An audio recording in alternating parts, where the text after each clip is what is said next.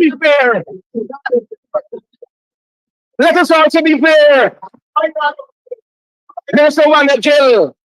And I'm Prasad, let it be fair. You promised in your campaign, in your extract of a campaign manifesto, you were going to amend that production chain agreement because we don't know what's making deal. 3.5 years later, you have not changed a word. You have not changed a dot. You know why? Because the deal's sweet to fund all of your projects. Let us be fair. Sanctity of contracts. We have now gone behind that sacred veil. And you have declared sanctity of contract. You can't fulfill your promise that you have said in your campaign manifesto it was a bad deal because you were Donald Trump and you could get a better deal. You are the deal maker. But change the contract. Stand on your promises and fulfill your promises in that campaign manifesto. Amend the contract. Get a better deal. Let us do that. Don't hide behind sanctity of contracts. When you got into office, Jill, there were already studies on your desk for the gas to shore project, far below the price you're not prepared to pay for it. It is a perfect deal you have set up. You can get manure, and you can get this and that. The only thing you can't get is investors. Why it hasn't started as yet? The Demerara Harbour Bridge. Wasn't the studies already done? Let us be fair, Bishop.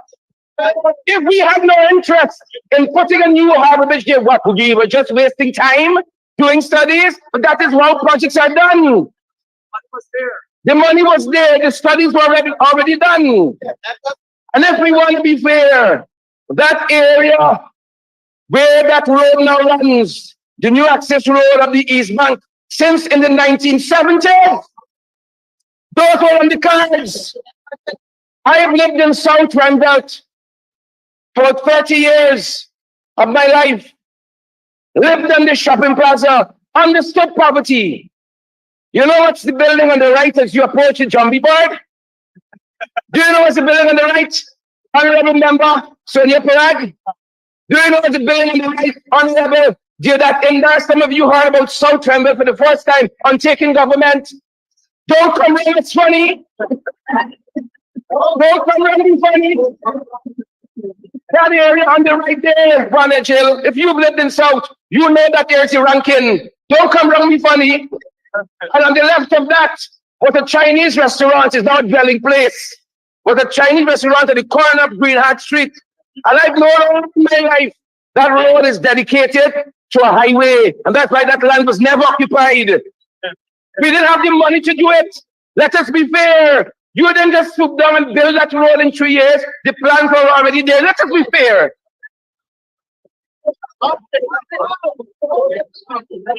You know what is poverty?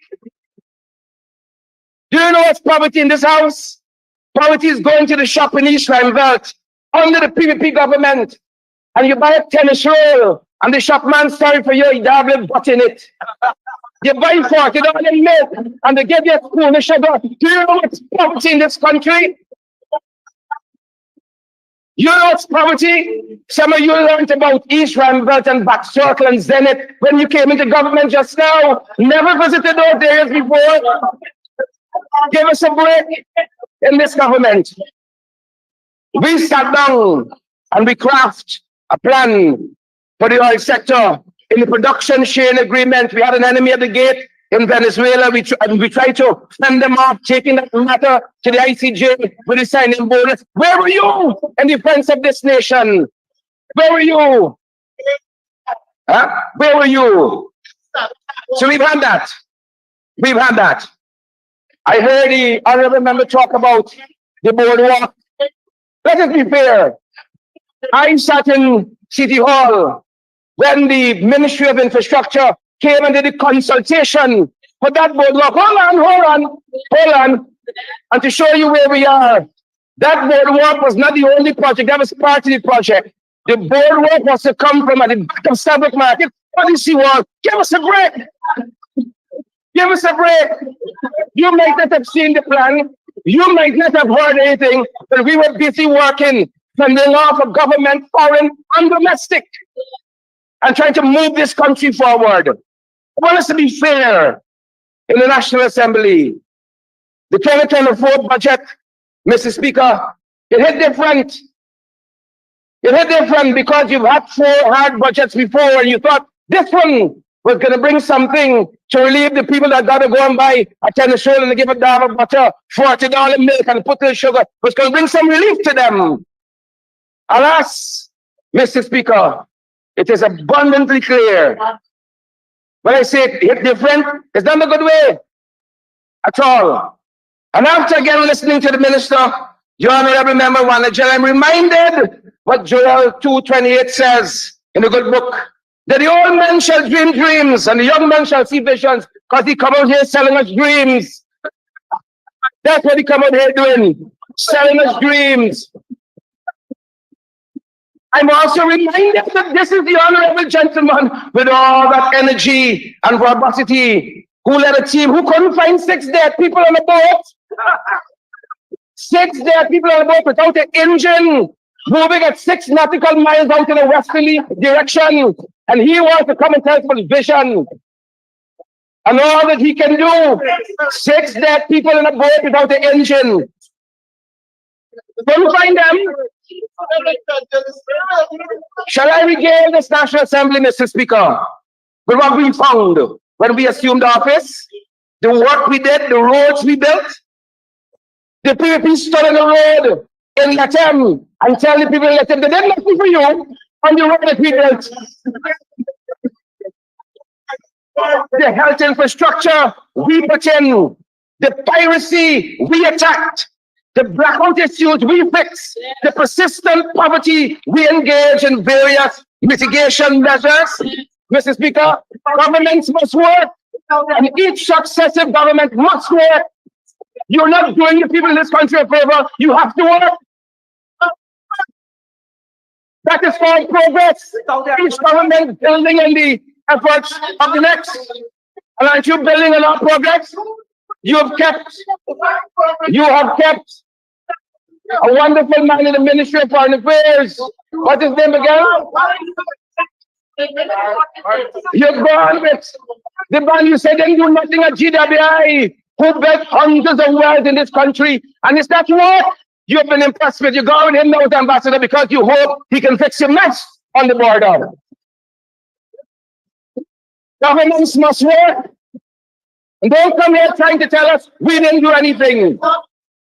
Let me tell you what we met, Mr. Speaker. I refer to Stabrook News editorial of June 1, 2015. Let me tell you what we met. That editorial is titled Sugar Crisis. Listen, that editorial is titled Sugar Crisis. Listen to what the editorial, this is June 1, 2015, Sugar Crisis. We just come into government. The mayor of that year, was it?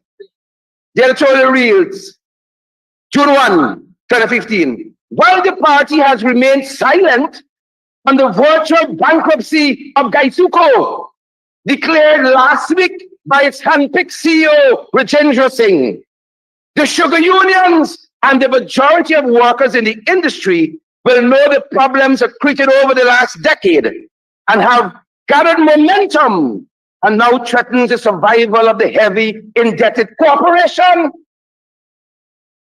Stabrook News, June 1, 2015. The bankrupt Gaisuko.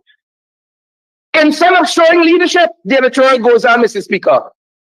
Required over the last 10 years, the PPPC has opted for innumerable excuses, kept on returning to the same pool of its loyalists in a bid to return the sugar corporation to viability.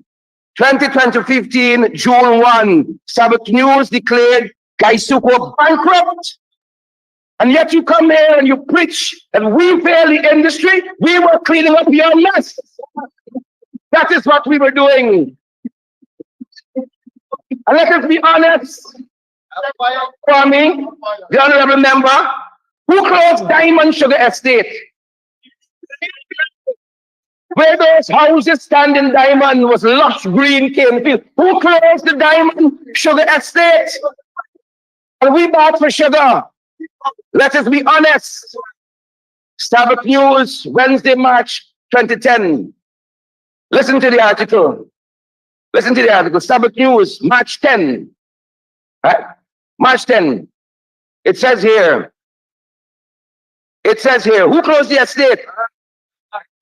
Over 400 sugar workers staged an early morning protest at Plantation Diamond after Gaisuko failed to respond to letters seeking severance pay for workers who are to be transferred to other estates. 2010, the PPP closed the Diamond Estate. Who closed the LBI estate in 2011? Don't come to us funny. I feel you are saviors of the sugar industry. Then you have been the undertakers. Don't do it. Don't come along us funny like that. Who closed the LBI estate? The facts are stubborn things. And we know the rest, Mr. Speaker. The APNIL AFC was on a course to right-size the industry. The PPP acknowledged that by their own actions, closing Diamond Sugar Estate, closing the LBI Sugar Estate. Let us be honest with the citizens of this country. Mr. Speaker, budget 2024 hit different.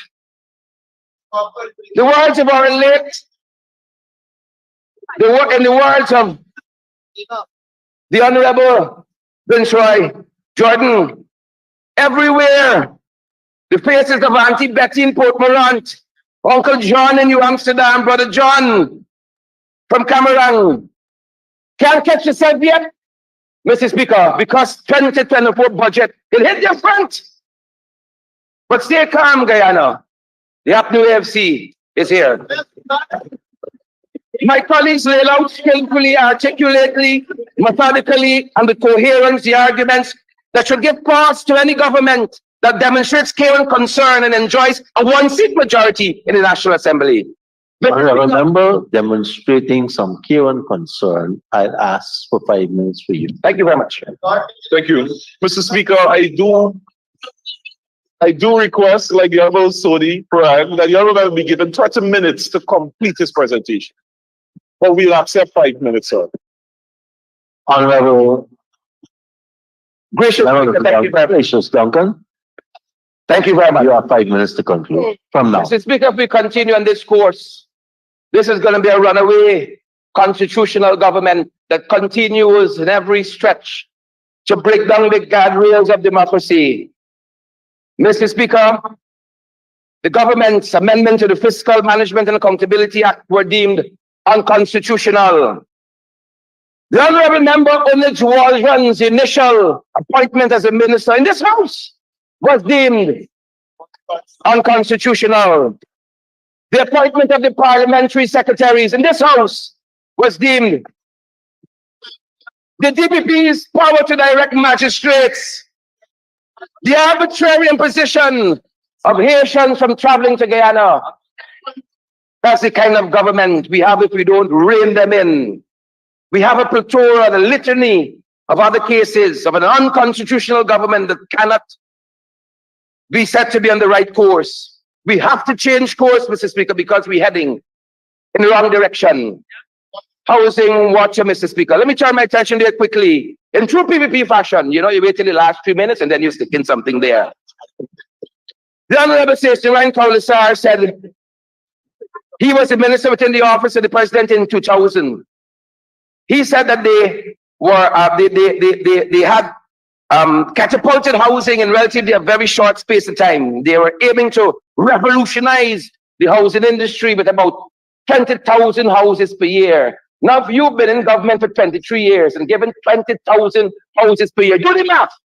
Well, the PPP maths never maths in. The PPP maths never maths in. Do the maths. And you will see where we are. We travel this country, Mr. Speaker, in closing up. And when we listen to the presentation, for instance, of the Honorable Minister of Foreign Affairs, we're frightened. What a beauty. We were there in Region 1 at Mbatero, Mr. Speaker. You have to look the citizens there in the eyes an enemy at the gate in Venezuela, and they ask you what's happening. Went to Imbatero, went to Yarakita, not a government minister inside, everybody frightened. The honorable Vice President himself said it sounds as though Delcy's going to be in Georgetown next week. They were frightened. They're asking us in Imbatero what's happening, because we joined with them in solidarity on the Venezuelan issue. We said the government got this. They never showed up at Imbatero, and the rest is history, Mr. Speaker. They've never had to look people in the eye who are fearful for their lives. And when we listened and hope for a glimmer, a sliver of hope in the Foreign Affairs Minister, we still waiting.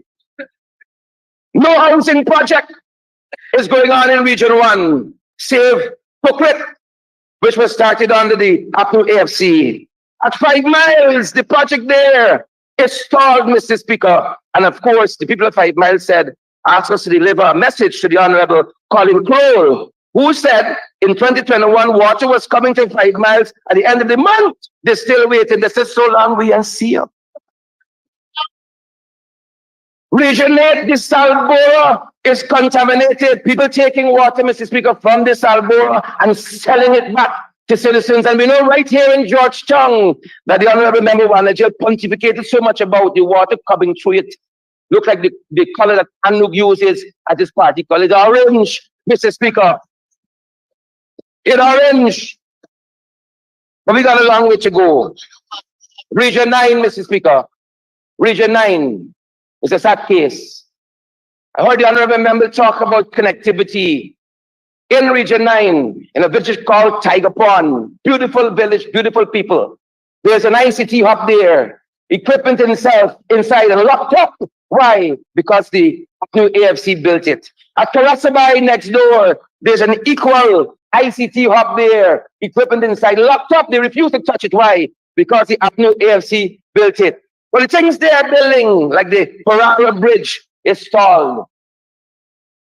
The Karasabai Secondary School, Minister of Education, is stalled. We want our children to go to school, to get the kind of education they desire. This budget could be a good budget, but you have to embrace the inputs from the parliamentary opposition. And together, we can move this country forward. Thank you very much, Mr. Speaker. And thank you, members of the National Assembly.